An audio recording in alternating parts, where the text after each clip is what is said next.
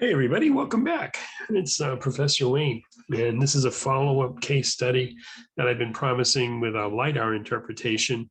I had posted this in our Game Changers Facebook group as a little whodunit, and I promised to give an answer explanation later after people had a chance to look at it.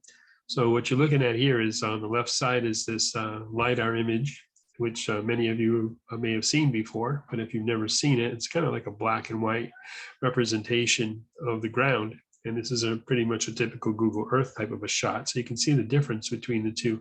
And we're going to talk about how you interpret one of these LiDAR charts to your advantage, because they can be a very helpful and useful tool. So without further ado, let's get started. So this is the first step, is to take an image like this and analyze the photo.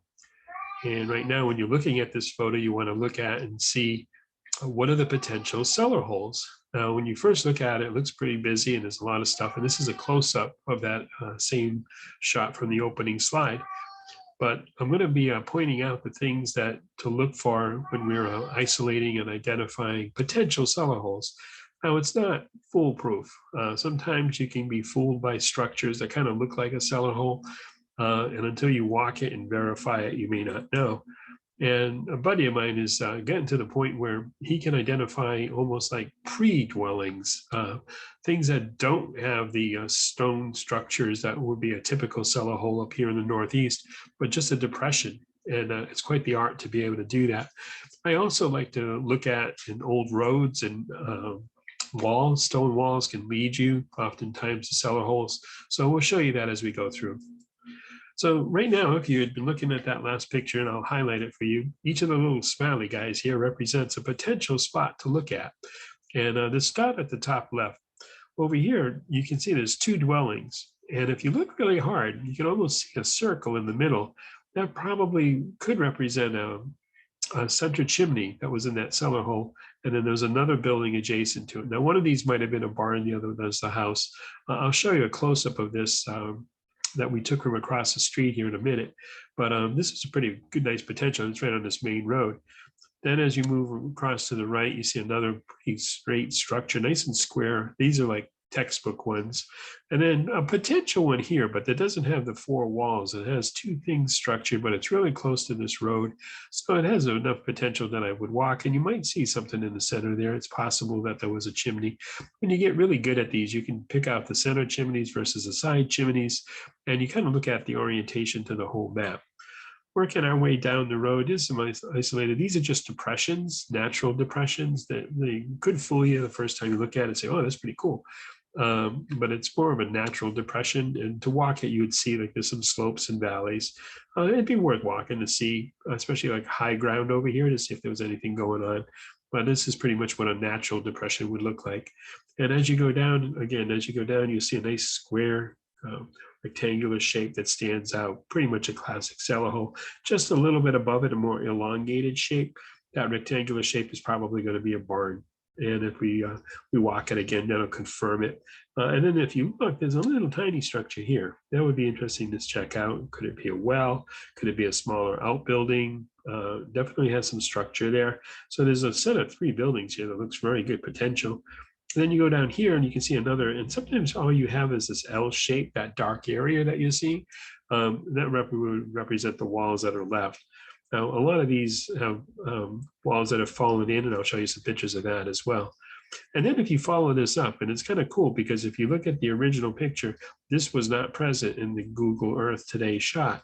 This is all overgrown forest, but this is what's left of what was a cellar, a road, a wagon road that led you right up to that cellar hole that's right up here on the top. So you can see this nice, well-defined, another smiley. So in that one image, there's six potential cellar holes. And I remember this researching this site and looking at it, and I think I found a potential of maybe 12 or more cellar holes just in this vicinity. Now, one of the things is this was public at one time, and then it was taken over by the water company, and we did seek permissions, and we were not able to gather recent permissions because once it was taken over, I'll show you the signs that were posted that we can't go in here anymore. But at one time, this was totally huntable, very, very huntable. Today, it's not. But this is something I like to point out, because when you are walking the site, one of the things that you want to do is try to assess the cellar hole itself, because if you can assess where the front of the cellar hole is, you can know the front of the building. That can tell you a lot about the whole structure. So these two trees here, if you haven't heard this before, it's one of my favorite things to talk about, are called the bride and groom trees. And oftentimes, if in New England anyway, if you're driving down the road and you'll see houses, old houses, you'll see a pair of trees in front of that house. And sometimes you'll see the trees and there's no house. And it makes you wonder, like, was there something there at one time? These were planted for good luck for the bride and groom once they were married and they settled. And it was supposed to be like a tradition that once they were married, they planted these two trees to grow with them as the marriage grew. I just saw, and it was just in a recent post, they had this up in Amherst, the old strong house built in 1744. And then it showed the historic trees of Amherst. The groom tree, which is located right here, is over 260 years old. It was one of the two trees planted in 1761 by Nehemiah Strong for his son Simeon Strong and his bride Sarah Wright to honor their marriage. And the two sycamore trees were known as the bride and groom trees. And this tradition, as I said, was passed down quite a bit in colonial times. Really kind of cool. I love this picture, and it shows you the front of the building, and it gives you a perspective of everything. Sometimes the buildings are facing the road. Now, in this case, the road is parallel to it, but there might have been a driveway through here. You see some other trees lining up here. So on the other side of this hill might have been a long driveway going in. It's hard to see from this straight on street view. But again, these are the two trees we were referring to before, the bride and groom trees. I think they're the coolest thing. So when you're driving down the road next time, take a look and keep a lookout for those. They're pretty neat. Now, when you're, again, assessing a hole, this is what that Lidar was representing. These walls that are here, which would have been the root cellar at one time, the depression, that's pretty much all that's left. The building is gone, it's fallen apart, and either been burned down or just fell apart. In some cases, the stones are very frugal. They would reuse the stones, and you would see them in another cellar hole nearby, reused, and all you would have in that case is a depression. Now, one of the things I do take a look at when I first walk up to a site is just to see what is the modern influences have happened here. Sometimes people use this as a dump pit. You'll see a lot of modern garbage dumped in it. But what I'm really looking for is to see if is there any iron or metal that's been dug and thrown into the hole, because a lot of people, that's what they'll do. They'll line it on top of the cellar hole. And if you see that telltale sign of metal, old rusted iron sitting there, good chances are that it's been hit before. And if it's been hit before, doesn't mean there's not something there, but it just makes things a little bit more challenging, because you know it's been probably hit pretty hard, especially when it's near a road like that and easily accessible. It's just another nice diagram, but again, only two walls showing. It does have some modern trash in it, and I believe this hole actually had a lot of iron around it. So what I did in this case was I migrated out, and I went further away, and you can see like a little clearing here, and it's harder to see, but this is the reservoir out in the back.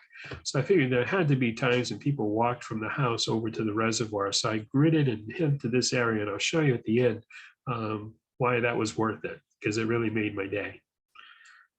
This is the sign that's posted there today, so you can't go back, which is very disappointing. But I would warn you not to trespass. I did try to get in again, and they told me the only way to get in was with archaeologist permission or with a special permit, and those are really tough to get. So check your permissions before you go on that property, because it can ruin a whole day if you get arrested. But my favorite in of all of the things that are here, holes, is marked with this heart. And the reason I marked this, and you can see like the holes we pointed out before, 1, 2, 3, 4, and 5, and that little one up here maybe. But the heart was here for a couple of reasons. One, it's out of the way. And that's probably one of my biggest things, is that because it's the farthest from the main road, it's harder to find, meaning less people have probably been there. The wagon road, which is highlighted in yellow, okay, is not visible, as I said, in the current day photo. So it's not something someone could just take a Google Earth photo and use that to pinpoint this location. Now, the depression might still be there. So if you hike into the woods from this area, it's not a whole lot there, but as you walk in, the depression's pretty, visible. And then if you follow it up, and you can use GPS. One of the things with LiDAR I haven't mentioned is that you can mark these and pin them, and you can put a GPS coordinate on that. So later you can use your GPS to find this exact site. But that's one of my favorite ones. And again, my analogy is the more you work for a site, often the more site will yield. If it's too easy, then everyone's going to find it and hunt it. My friend, who is one of my mentors, is one of the most successful relic hunters I know. And in order to access some of his sites, he regularly travels like 7, 8, 9 miles. And I've gone with him, and it's not an easy hike. There's no trails. It's deep woods, bushwhacking through swamps to find these untouched colonial cellar holes. But in total, I asked him how many he had, and he told me over time he's accumulated more than 400 coppers. And that's a testament to this belief that the harder it is to find and get to it, probably the more productive it's going to be. So back to my story. My favorite find of the day, though, when this was able to be accessed, was this crotal bell.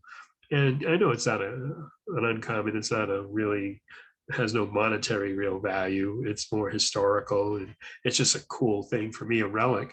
But the thing that made me really excited about this was the fact that if you notice, the leather tongue is still here that held the bell to the sleigh. And it was still withered and worn, but it gave new meaning to this bell. So this is one of my favorite finds of all time, just because of that. And it did clean up really nicely, just a little bit of soap and water. You don't want to get too aggressive with it.